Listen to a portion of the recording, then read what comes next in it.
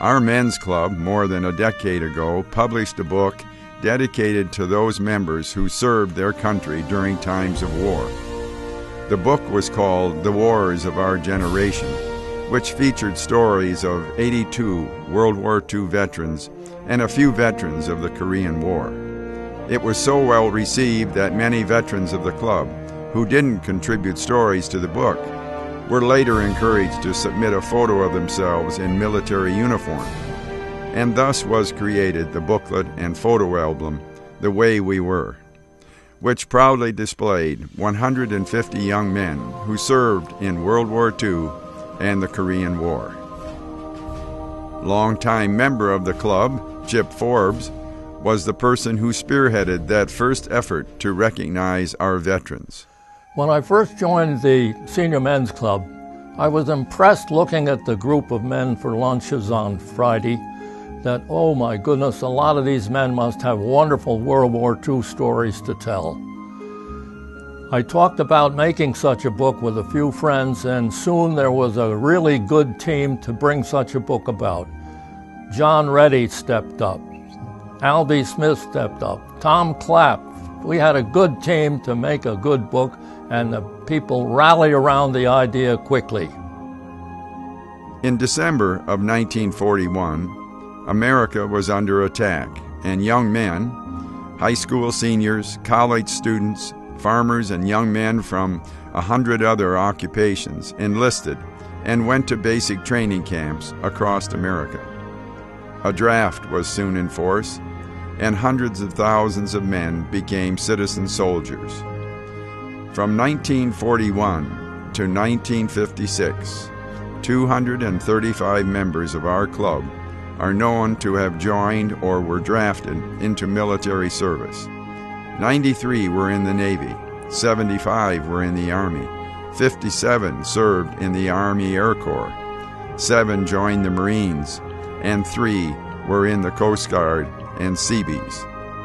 Today, the oldest veteran in our club is 102 years old. John Lavarcus was commissioned an ensign in the Navy on June 6, 1941, and years later retired with the rank of captain. Let's hear from the captain. Well, I was commissioned in June 6 of 1941. Then I was sent to University of California the summer of 41, studied diesel engines. Went aboard ship in September, and we were in Pearl Harbor in October of 41. Of November, we went to Wake Island with the Enterprise aircraft carrier with Admiral Halsey aboard. And surprisingly, that's the first time when we went to sea, he had us man our battle stations 1 hour before sunset and 1 hour before sunrise. First time that had happened. So he must have had some feeling that something was going to happen. So we went to Wake, and we were due back in Sunday morning actually, but we ran into a storm and it delayed us. So we were scheduled to go in Sunday afternoon. And then when we got the word that the Japs had attacked Pearl Harbor, there's no drill. And so we waited until the next morning and went in. And it was quite a mess, quite a mess. It must have been almost a foot of oil in the harbor because all the battleships were sunk. We came in the channel, and as I say, we saw the Nevada. It was up on the beach. And then just further on, we saw the Oklahoma was capsized. Upside down. There are people still in there, knocking on the hull, and they got them out. And then we went in and we saw the 5 battleships sunk and some other heavy cruisers hit. But fortunately, they say they didn't hit the fuel dumps, so we were able to fuel and get out. We got out of there the next day, looking for the Japanese submarines. Where did you go after Pearl Harbor? We're in a battle group. We were with the Enterprise, covering the Hornet, when the Doolittle's B-25s took off. We were supposed to get within 500 miles, but we ran into a Japanese fishing fleet, which we sank, but we didn't know whether they notified Tokyo or not. So Halsey had the plane launched at 700 miles, which made it very difficult for the pilots. So we went to New Zealand, picked up the Marines. They were aboard cruise ships, and we escorted them to Guadalcanal, made the Guadalcanal invasion. And that was a rough time. We were involved with the Saipan and Tinian invasion, and we were pulled away from the fleet and went to San Diego and picked up President Roosevelt, which we took. He wanted to go to Pearl Harbor, and we took him to Pearl Harbor, and he met with Nimitz and MacArthur, and plus many other admirals and generals. And we had him aboard ship for 3 weeks. And then he wanted to go to the Aleutians.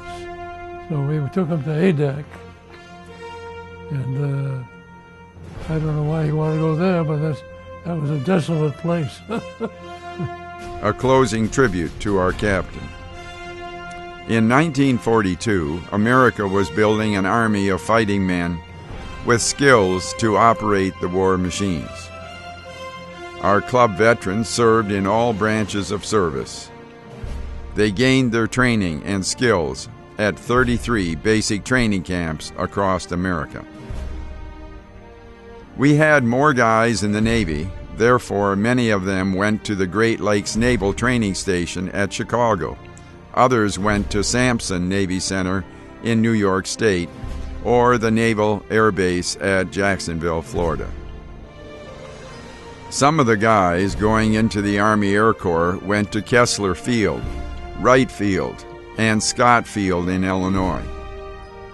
Some went for flight training at Shepherd Field, Randolph Field, Eagle Pass Field, and Pueblo, Colorado.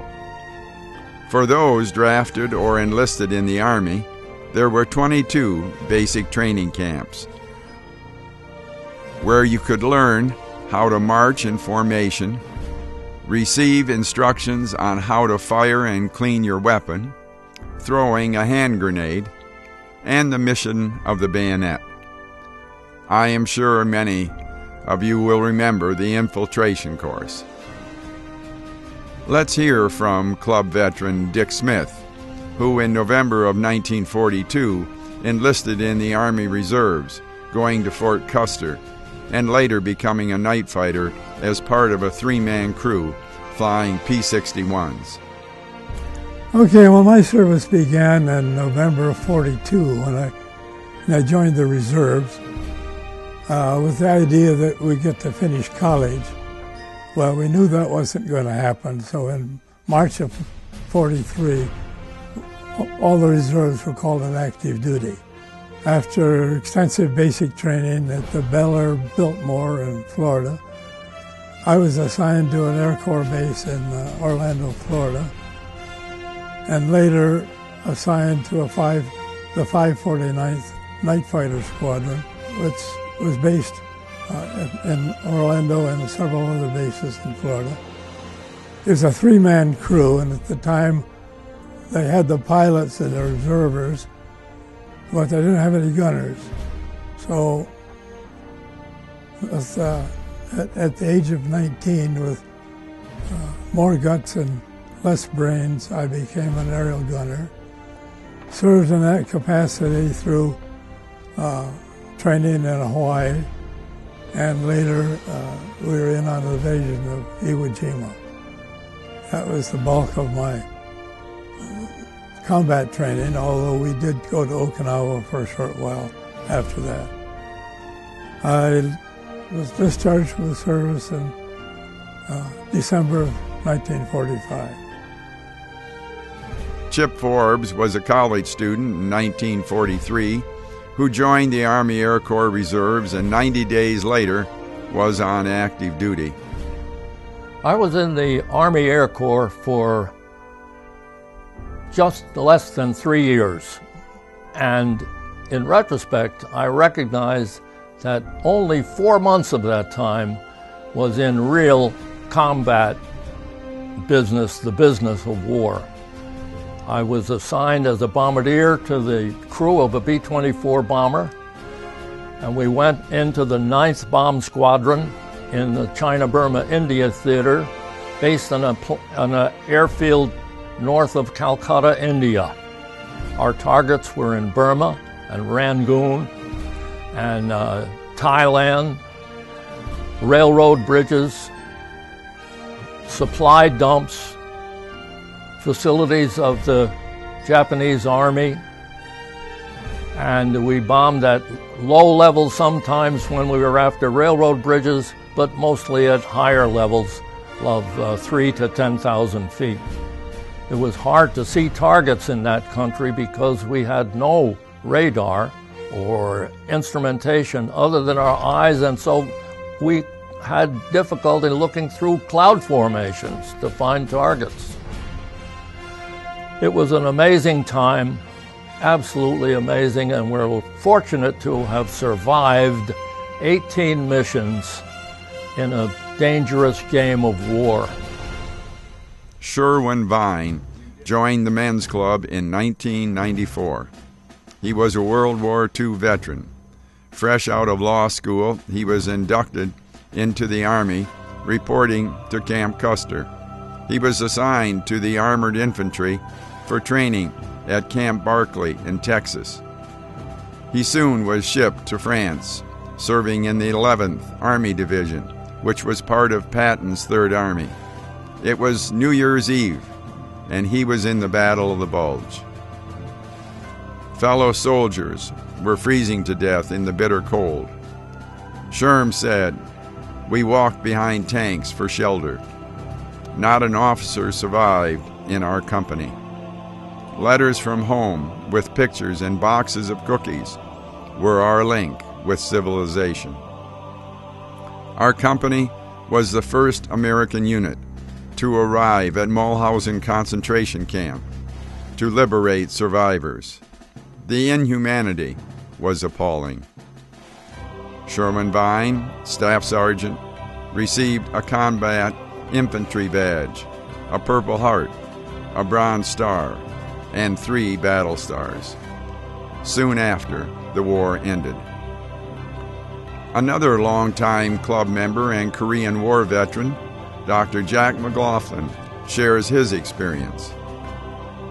I graduated from the University of Illinois Medical School in 1948.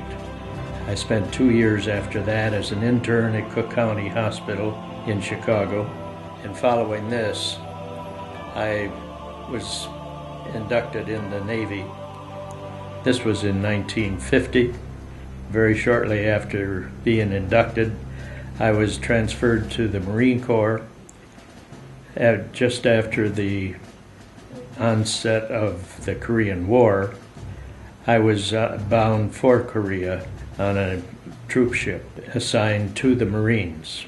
We landed in Korea in September of 1950 at a town of Incheon. I was assigned to a MASH unit, MASH type unit, as one of 5 young doctors. We spent the next year, at times quite busy, doing the same kind of things that people are familiar with on the program MASH. Ours was very similar to that, with the glaring exception that instead of having nurses, we had Navy corpsmen. Not nearly as exciting in that sense, but in every other sense, why, it was a very exciting time for me. I was reassigned after that first year back at U.S. Naval Hospital outside Oakland, California. At that time, while I was there, I had the privilege of being on the operating team that operated on Admiral Chester Nimitz, who was the leading naval officer in the Pacific. Admiral Nimitz was a true gentleman and a great patient, a wonderful person. Dr. Dave Dinger, longtime member of the club, was in the U.S. Naval Medical Corps during the Vietnam War.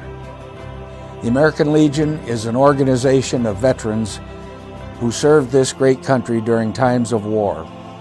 It is through this service to our country that we veterans share a common bond that drives us to care for and serve each other.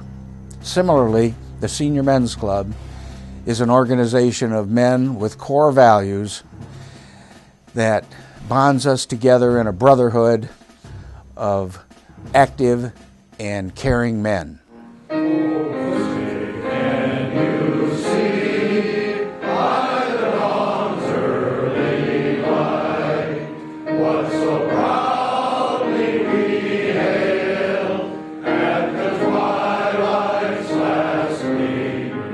Happy 60th anniversary to the Senior Men's Club.